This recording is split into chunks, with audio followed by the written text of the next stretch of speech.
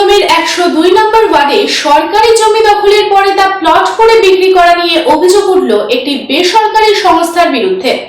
তদন্তে পৌর নিগম ও ভূমি রাজস্ব দপ্তর।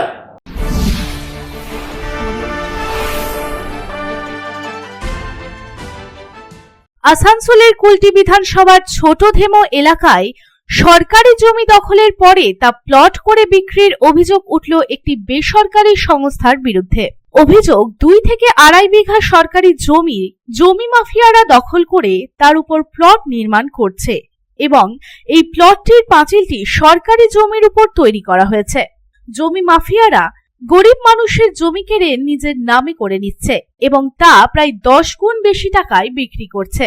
এই ঘটনার বিষয়ে সরব হয়েছেন 102 নম্বর ওয়ার্ডের পুরো প্রতিনিধি সৌরভ মাঝি। তিনি জানান, গোটা পশ্চিমবঙ্গে গত বছর দেখা গেছে বৃষ্টির সময় পুরো প্রকল্পটি জলাভূমির উপর তৈরি। পুরো জমিটি জলাভূমির উপর তৈরি হয়েছিল। আমি চাই না ভবিষ্যতে কোনো এলাকার মানুষ এই বিষয়ে অসুবিধায় পড়ুক। 41 বিঘার উপর কাজ করেছে, যার মধ্যে 10 বিঘা জমির উপর মাস্টার প্ল্যান নেওয়া হয়েছে। ইতিমধ্যে দ্রুত পদক্ষেপ নেওয়ার জন্য বলা হয়েছে। যারা জমি মাফিয়া তারা এ বিষয়ে কিছু জানাননি, তবে ভবিষ্যতে যেন এমন ঘটনা না ঘটে তাই প্রশাসনের এই বিষয়ে দৃষ্টিপাত করা উচিত। দেখুন, আমাদের সরকার রয়েছে, আমাদেরই সরকার, এবং সরকারের উপর আমার পূর্ণ আস্থা আছে। বোর্ডটাও আমাদের মেয়র সাহেবের উপর আমার পূর্ণ আস্থা আছে যে ওনারা খুব জলদি অ্যাকশন নেবেন, এবং অ্যাকশন তো হচ্ছে। অ্যাকশন হচ্ছে না তা নয়, কর্পোরেশনও বসে নেই এবং প্রশাসনও বসে নেই। অবভিয়াসলি একদম নিশ্চয়ই জানাবো। দেখুন, আমার মনে হয় যে আমি আমার ঘর এবং কর্পোরেশন যেহেতু আমার ঘর, আমি আমার ঘরকে জানিয়েছি। আমি বিএলআরও আমার এডিএম সরকারি আমলা যে পশ্চিম বর্ধমানে রয়েছেন তাকে জানিয়েছি। ওনাদের কাছ থেকে সদুত্তর যখন আমি পাচ্ছি তখন আমি ওয়েট করব, এবং ওনাদের কাছে যদি সদুত্তর না পাই আমি আমার নিশ্চয়ই মাননীয় মুখ্যমন্ত্রীর কাছে পৌঁছাবো। না, অপেক্ষা আমি কেন করব? অপেক্ষা কর্পোরেশন তো কাজ করছে, কর্পোরেশন শুরু করেছে, কর্পোরেশন অলরেডি অ্যাকশন নিতে শুরু করেছে, কর্পোরেশন গেছে, ইঞ্জিনিয়ার গেছে।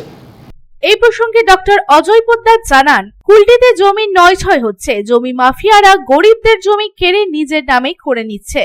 পশ্চিমবঙ্গে জমি দখলের একটি ব্যবসা আছে। গরিবের জমি কেড়ে 10 গুণ 100 গুণ টাকায় বিক্রি করা হচ্ছে। আমরা বৃহৎ আন্দোলনে কিছুদিন পর নামবো। এটি সহনীয় নয় যে গরিব মানুষের জমি কেড়ে নেবে জমি মাফিয়ারা। এটা কোনো নতুন ব্যাপার নয়। পুরো কুলটিতেই বিএলআর এর নজরের সামনেই পুরো কুলটিতে জমির নয়-ছয় হচ্ছে। জমি মাফিয়াগুলো অন্য গরিব লোকের যারা রেসিস্ট করতে পারবে না ওদের জমি কেড়ে নিজের নামে নিয়ে সব বিক্রি হচ্ছে। আর 99 গ্রুপ করছে, সেটা ঠিকই বলেছে। যদি ওরা করে থাকে, ইসিএল করে থাকে, I will tell the ECL authority to take their action. আর পুরো কুলটি কি বলো, পশ্চিমবাংলায় ল্যান্ড গ্র্যাবিং একটা বিজনেস আছে। গরিব লোকের জমিটা কেড়ে নাও, বড় লোক ওই জমিকে 10 গুণ 20 গুণ 100 গুণ দামে বিক্রি করে। এটা is continuous process in West Bengal. তো ওনার আঘাত লেগেছে, ওনার পাশের জায়গা আছে, এই জন্য আঘাত লেগেছে বলেছেন, ভালোই করেছেন। কিন্তু এটা প্যান বাংলার কথা। পুরো কুলটিতে আমি দেখতে পাচ্ছি, কুলটিতে জায়গা এটা করে বেড়াচ্ছে। We have told the DLRO আমরা বৃহৎ আন্দোলনে কিছুদিন পরেই নামবো, যাতে এই আমরা বরদাস্ত করতে পারবো না। পশ্চিমবাংলার গরিব মানুষের জমি কেড়ে বড় বড় লোক ল্যান্ড মাফিয়া ওটা তুলে বিক্রি করবে। এই প্রসঙ্গে মেয়র বিধান উপাধ্যায় জানান, আমাকে ফোনে জানানো হয়েছে যদি এটি অবৈধভাবে তৈরি হয় তবে যা আইনি পদক্ষেপ আছে সেটি নেওয়া হবে। না, আমাকে অলরেডি ফোনে জানিয়েছিল, আমি সাথে সাথে ডিপার্টমেন্টকে বলেছি দেখে নেওয়ার জন্য। যদি ইললিগাল হয় যা আইনি পদক্ষেপ আছে তাই ব্যবস্থা হবে। এই প্রসঙ্গে কুলটির ভূমি ও ভূমি সংস্কার আধিকারিক দেবব্রত চট্টরাজ বলেন, প্রাথমিক তদন্তে দেখা গিয়েছে পাঁচিলটি সরকারি জমির উপরে তৈরি করা হয়েছে। তবে আরো একবার তদন্ত করে ঊর্ধ্বতন কর্তৃপক্ষের কাছে রিপোর্ট জমা দেওয়া হবে। রিপোর্ট দিব। আচ্ছা, কি হয়েছে না হয়েছে বিএলও স্যার ওনাদেরকে বললাম যে আপনার বিএলও স্যার দেখা করুন। আমরা প্রাথমিক মনে হচ্ছে যে পাঁচিলটা 714 উপর করেছে। প্রাথমিকভাবে যেটা মনে হচ্ছে, পৃষ্ঠা 714 এখন প্রাথমিক মনে হচ্ছে না, তবুও আমরা আরেকবার দেখবো। যেহেতু এটা কমপ্লেন হয়েছে আমরা আরেকবার দেখে আপনারা তো বিএলআর থেকে এসেছিলেন? হ্যাঁ, বিএলআর থেকে এসেছি।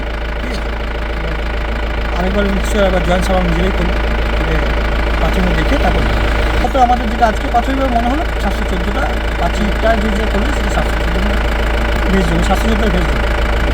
এখনো পর্যন্ত আমাদের আজকে মনে হলো নয়, কিন্তু আমরা আরেকবার ইনকোয়ারি করি, মানে এটা তাকে আরেকবার ইনকোয়ারি করে ফাইনাল রেজাল্ট রিপোর্ট আমরা বিএল স্যারকে দেবো।